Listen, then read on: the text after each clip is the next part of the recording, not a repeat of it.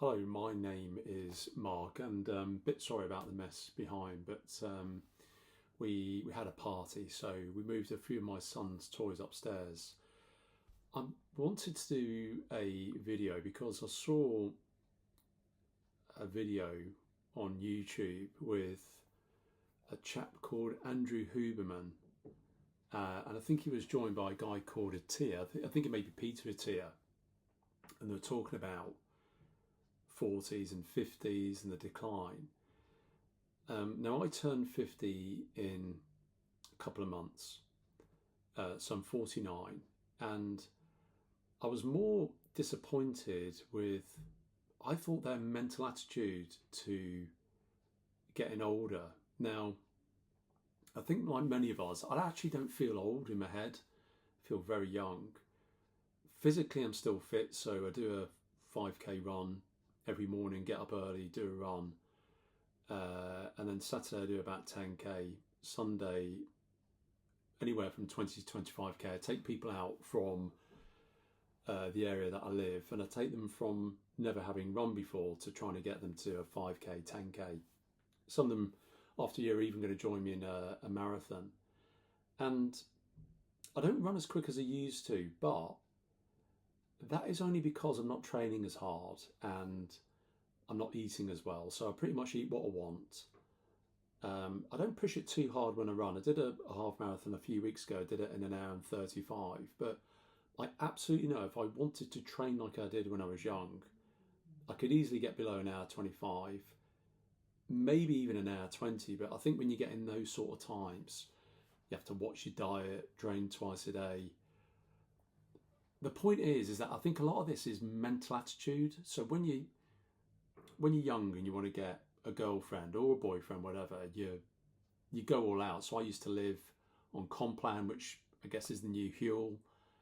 I was training all the time, but I could still do that now. I don't feel any less energy. In fact, they used to talk about more sleep. I actually get less sleep now than when I was young. I probably get 5-6 hours a day, and I feel absolutely fine with that. So I'll probably go to bed 11:30, 11 o'clock, and then normally stirring around about 4:45, 5 o'clock, and then just get myself up and get going. So I'm gonna do a few tests to see whether their theories are right, but I'm not sure whether their problem is more a mental one than a physical one. Now, I do feel I've lost a bit of speed, but I don't run as fast. And I think if I started to run as quick, I get the speed back. So I'm going to do a few experiments over the next few months. My best 5k outside time was probably 18 minutes. And, even running the half marathon, I was doing 22 and a half minute 5ks, not really pushing it.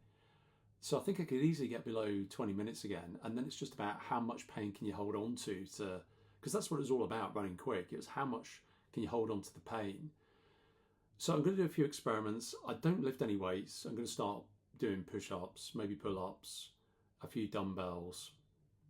Again, I don't think I've lost any muscles at all, other than I'm not lifting any weights. So I could easily get that back. So I think this is all about mental attitude. I think it's about diet, weight, and how hard you push yourself to get fit. I could be wrong, but I don't feel I am. I may mix up some of my training. So at the minute, all I do is run and occasionally walk. Don't do any weights, nothing. So I'll start doing weights. I'll start pushing my runs a bit harder. I love the Busy Dad. I love watching him. Not that I've ever done burpees or anything like that, but I like his mindset. I like his attitude, so I'll watch it for that. I may start doing a few burpees. And, if one or two of you or a handful follow me and see the transformation, then great. So I'll start posting a few of my daily running times. I'll tell you whether I run hard, run soft, what my diet is, and then let's see whether I can prove them wrong. I may, a couple of years, a year's time, say these guys are absolutely right. I don't think it's the case, but time will tell.